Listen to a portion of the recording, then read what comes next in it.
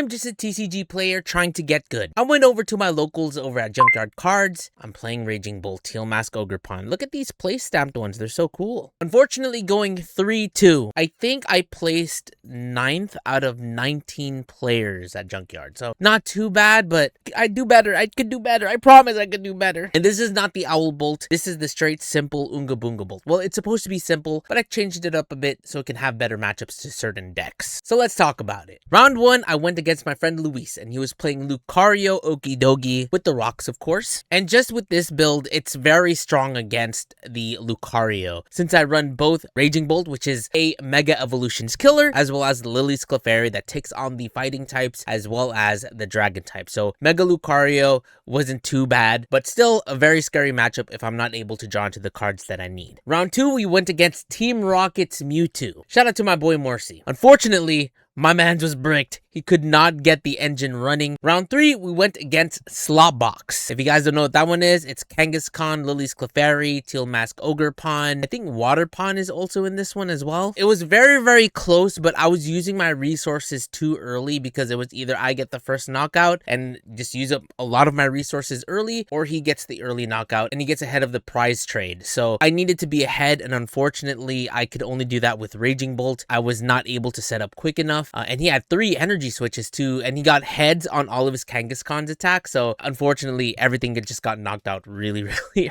Round 4, we went against End's Zoroark, and this is also a pretty decent matchup, but it's also very scary. It's who gets the first 2 prizes. Now with End Zoroark, with that Zekrom now, they can take the first 2 prizes, and I would usually get the first 1 prize. So it gets really scary. Depends how fast they are able to set up, but luckily for me, I had Baby Bolt in the front and then just keep sniping.